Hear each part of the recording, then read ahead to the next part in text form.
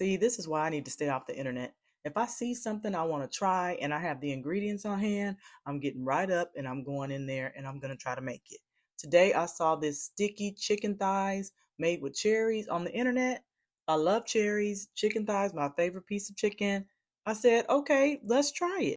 And it looked easy, so I absolutely went for it. The video I saw just said season it with salt and pepper and garlic powder, so that's what I did. Then you brown it on both sides just to get it brown just a little bit. You don't cook it all the way through in the skillet. You're just browning it to get the color on it, and then you're going to transfer the chicken to the oven to finish cooking. This is about the color you're going for. You do this on both sides. Only takes about 5 or 10 minutes for that to happen. And then you place it onto a pan and put it into a 400-degree oven for about 20 to 30 minutes until it's cooked all the way through. Meanwhile, while the chicken was cooking, I took these cherries. You can use pitted cherries. If you have a cherry pitter, that's fine. I don't have all of that fancy stuff over here. All I have is a good old-fashioned knife. So I went ahead and took the seeds out of all the cherries that I had. I love cherries.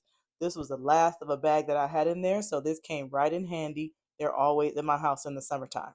Take an onion, chop up an onion, put it into a pan where your chicken was cooking, add garlic. Cook your onions and garlic until they're cooked down just a little bit, just softened, and then you add your cherries into the pan. You add soy sauce, balsamic vinegar, rice vinegar, honey.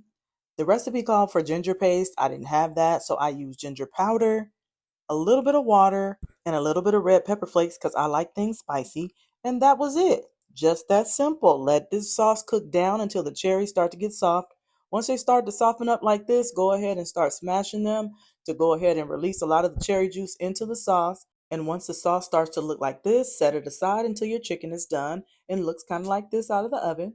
Once your chicken is done, go ahead and add it back to that pan and start to baste the chicken with the sauce. If your sauce got a little bit thick like mine did, go ahead and add a little bit more water to it and just keep covering up the chicken thighs for about 5 minutes or so just to heat it through with the sauce, and you are done. These are pretty good. Like, they were pretty good. I didn't know what to expect because I've literally never heard of any recipe like this.